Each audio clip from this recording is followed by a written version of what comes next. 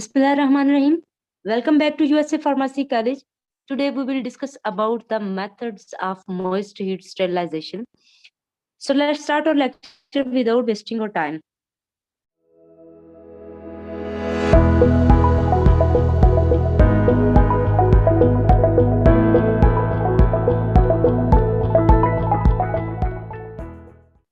Tyndallization process. Tyndallization, named after Johann Tyndall, is a lengthy process designed to reduce the level of activity of sporulating bacteria that are left by a simple boiling water method. Tyndallization basically method का नाम scientist के name पे है, जिसका नाम Johan टिंडल है। उन्होंने अपने नेम की बेस पे इस प्रोसेस का, इस मेथड का नाम टिंडलाइजेशन रखा है। ये एक लेंथी प्रोसेस है जिसमें क्या किया जाता है, जो एक्टिविटी स्पोरुलेटिंग बैक्टीरिया बैक्टीरिया की स्पोर्स प्रोड्यूस करने की जो एक्टिविटी है उसको रिड्यूस, उसके लेवल को रिड्यूस करता है, कम करता है। That are left by a simple boiling water method, जो सिंपल बॉइलिंग वाटर मेथड से रह जाता है, लेकिन टिंडलाइजेशन प्रोसेस में उसको क्या कर दिया जाता है, ट्रीट किया जाता है और किल कर दिया जाता है।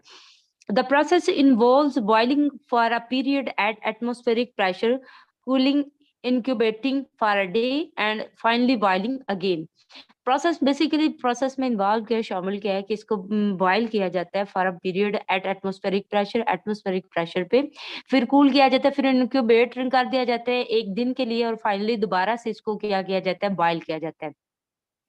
The three incubation periods are to allow heat-resistant spores surviving the previous boiling period to germinate to form the heat-sensitive vegetative stage, which can be killed by next boiling steps. इसमें basically क्या होता है, ये टिंडलाइजेशन process जो होता है इसमें 3 दफा इंक्यूबेटिंग की जाती है। इंक्यूबेटिंग मीन्स के एक दफा बॉयल किया जाता है एटमॉस्फेरिक प्रेशर पे, फिर इसको एक दिन के लिए छोड़ दिया जाता है, फिर दोबारा से बॉयल किया जाता है। ये 3 दफा प्रोसेस रिपीट होता है। अगर एक प्रोसेस में एक दफा की इंक्यूबेटिंग में अगर कोई बैक्टीरिया रह जाता है, बच जाता है या उसका स्पोर्स रह जाता है, तो वो जर्मिनेट कर जाता है और हीट सेंसिटिव वेजिटेटिव स्टेज अपनी बना लेता है, जर्मिनेट कर लेता है, जो हीट सेंसिटिव होता है। और जब सेकंड टिंडलाइजेशन की जाती है, टिंडलाइजेशन प्रोसेस में सेकंड इंक्यूबेशन किया जाता है, तो उसमें क्या होता है, वो और वीक हो जाता है और थर्ड में एट द एंड फाइनली वो क्या होता है, किल्ड हो जाता है।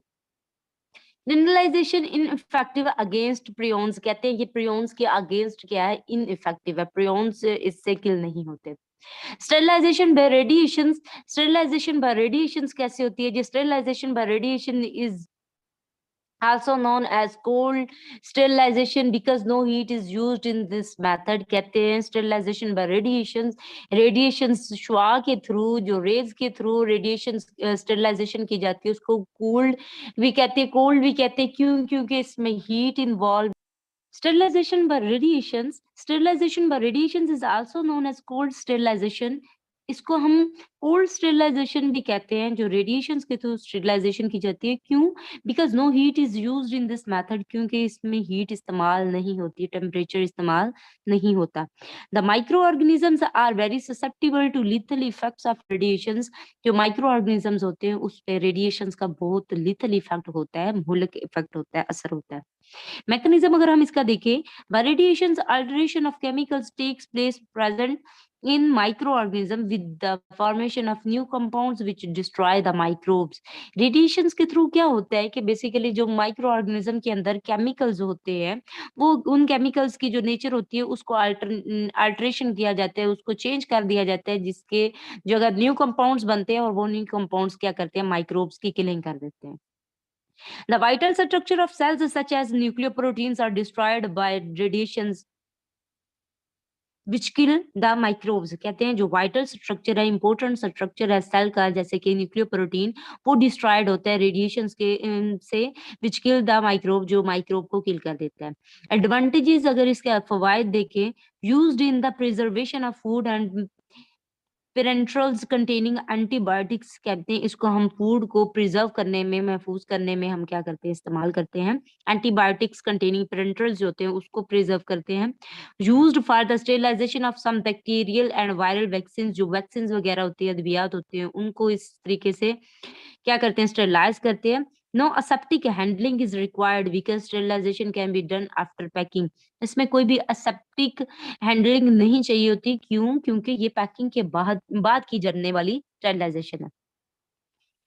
उसके बाद डिसएडवांटेजेस अगर हम इसके देखें तो डिसएडवांटेजेस इसके ये हैं कि ये हाई कॉस्ट होते हैं, बहुत ज़्यादा महँगा होता है, radiations are harmful the person operating, जो बंदा इस मैकेनिज़्म को परफॉर्म कर रहा होता है उसके लिए ये बहुत ज़्यादा हार्मफुल होती है, नुकसानदेह होती है।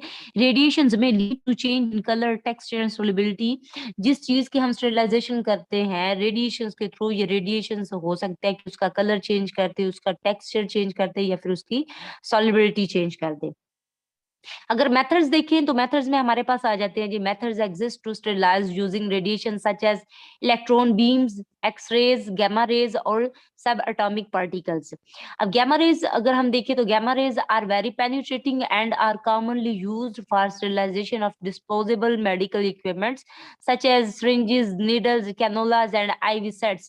कहते हैं जो गामा रेज होती है उसकी सबसे ज्यादा पेनिट्रेटिंग, किसी चीज के अंदर धंसने वाली जो पावर होती है वो सबसे ज्यादा गामा रेज की है, और इसके थ्रू हम डिस्पोजेबल मेडिकल इक्विपमेंट्स के स्टेरिलाइजेशन करते हैं जैसे कि syringes, नीडल्स वगैरह।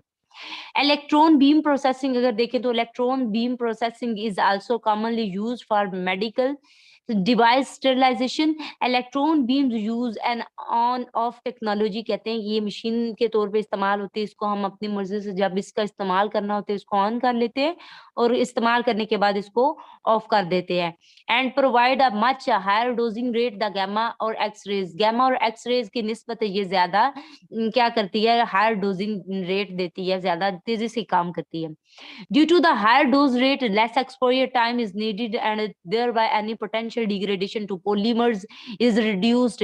इसमें कहते हैं कि क्योंकि ये इसका डोजिंग रेट हाई होता है जिसकी वजह से लेस एक्सपोजर टाइम होता है, टाइम कम लगता है। उसके बाद thereby any potential degradation is to polymer is reduced, इसमें पोलीमर जो होती है उसकी डिग्रेडेशन भी कम होती है। A limitation is that electron beams are less penetrating than इधर गामा और एक्स-रेज़। इसकी लिमिटेशन एक है, डिसएडवांटेज एक है कि इलेक्ट्रॉन बीम जो है उसकी पेनिट्रेटिंग पावर जो है वो गामा और एक्स-रेज़ की निस्बत कम होती है।